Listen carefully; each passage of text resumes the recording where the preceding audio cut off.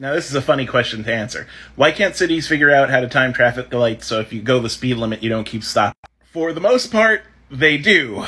But how many people do you know that perfectly drive the speed limit? Driving is kind of a chaotic thing. People speed up, slow down. If all our cars were on a computerized network, then we could pretty much drive perfectly without ever stopping. Or at least keeping stopping to a minimum. But then that would require people never crossing the street.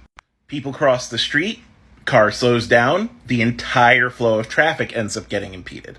So even with a perfectly computer-controlled grid, we would end up having a lot of starting and stopping. And it's just because there's too many chaotic variables. On highways where people aren't going to be crossing them, there's a much better chance of avoiding traffic with computer-controlled cars.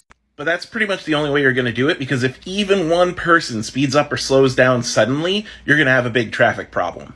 There's a website, trafficsimulation.de, that allows you to program in movement for cars, and even when those cars are moving at peak efficiency, traffic still happens.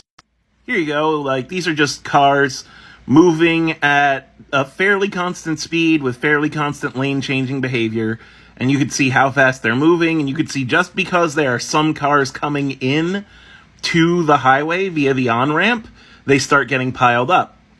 And that pile up ends up going further and further back to the rest of the highway until eventually you have a traffic jam. And these cars were moving perfectly. They were moving with a computer guiding them, and traffic still happened.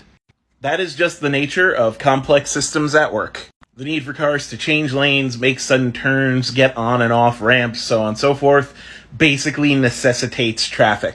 And it sucks. That's why I use public transportation. That, and I can't drive because I'm blind in one eye.